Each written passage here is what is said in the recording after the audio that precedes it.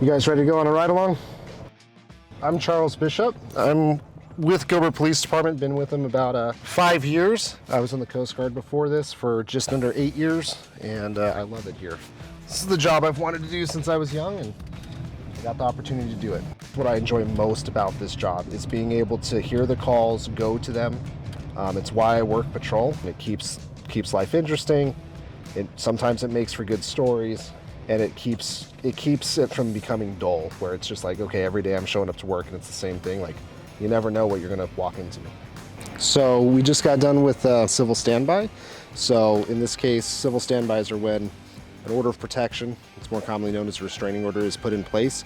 Judges will grant something called a standby, where law enforcement can come out with the party that's not supposed to be wherever that order of protection states and allow them to get some of their belongings. So if they had to leave, whether they got arrested or they were kicked out of the residence, oftentimes they don't have time to grab their stuff. This gives them the opportunity to get, clothes, basic necessities. And so in these situations when there is an order of protection or an injunction against harassment, if he were to violate it in any way, so like if he's not supposed to be at the residence or he's not supposed to be contacting the other party, if we were to show up and he was at the residence, he would get arrested. If he'd come here today by himself without us and then called us, he would have potentially been arrested for violating that order of protection.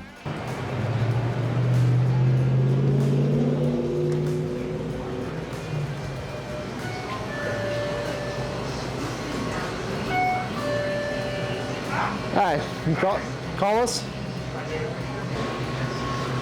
You got it. So, basically, same dude comes in roughly every day around the same time.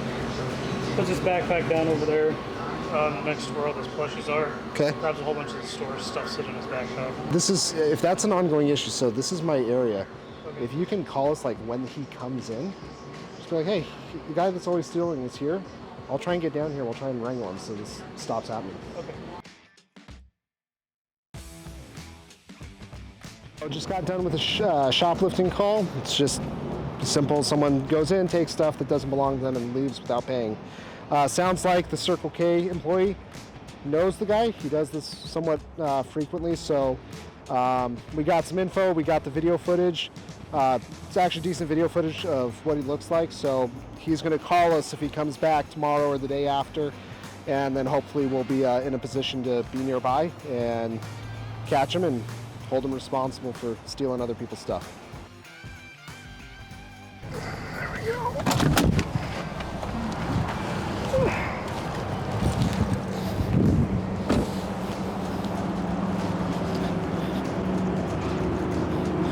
Hey man, I'm Officer Bishop with Gilbert Police Department.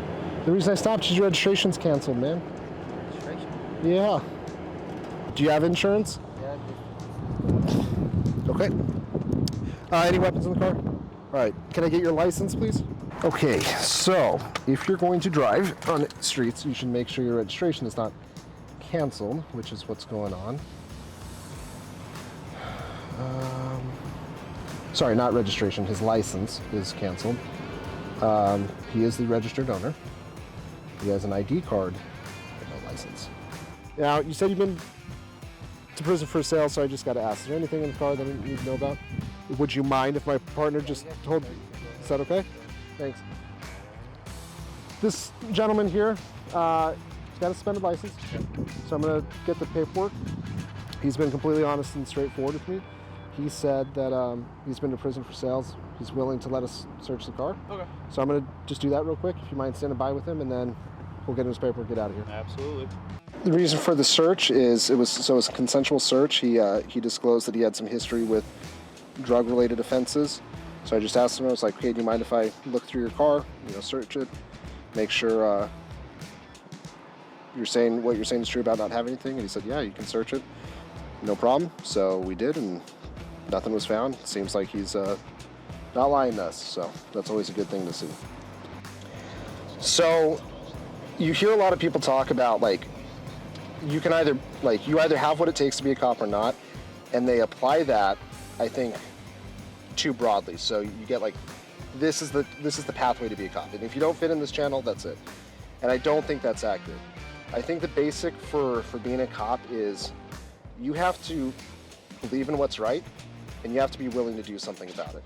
Like if you're that type of person, even if you don't feel like you have the training or necessarily the capability to do something about it, but that's your spirit, you can be trained, you can be given the tools to be an effective cop.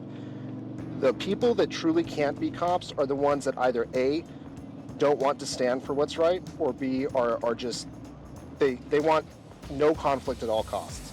Like if that's you, there's nothing wrong with that, but yeah, you're not going to be a cop. But if you can get that basic spirit of here's what's right and I'm willing to do something about it, you can be built into a good cop.